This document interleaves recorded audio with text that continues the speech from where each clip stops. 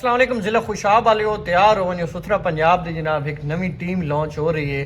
तले वैगन दी जनाब फोटो तुसां वेदे पे हो। इस दे उत्ते जनाब उन्हां टैक्स इकट्ठा करना जेह्ड़े साढ़े घरां दे विचों गंद बुंड जेह्ड़े बाज़ारां दे विचों जेह्ड़े साड़ियां दुकानां दे अग्गों सुथरा पंजाब वाले साड़ा जनाब गंद बलूट छापर ये वो चाह के लै वैन हुण मोहतरमा मरीम नवाज साहब उहदे उत्ते सोशल मीडिया ते जेह्ड़ियां खबरां गर्दिश कर रही हैं उहदे उत्ते टैक्स ला दिता। उहदे उत्ते टैक्स लैक्सी जनाब ये वैन है।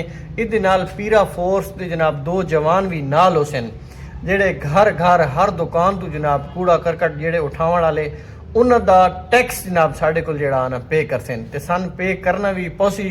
अगर असां पे न करसां तो वह जनाब पीरा फोर्स दे जनाब जवान भी नाल होने उन्हां जनाब सन फद के हवालात दे अंदर बंद कर देवना। तो ये बिल्कुल ताज़ी खबर है। मैं आख्या ज़िला खुशाब वाले तुहाडे नाल भी शेयर जरूर कर देवां। बाकी वीडियो वेख के शेयर जरूर कर छुड़ा तो किसी दोस्त नूं इस दे बारे सही हकीकत दा पता होए तो कमेंट सैक्शन के अंदर जरूर दस दिवाए। अस्सलाम वालेकुम।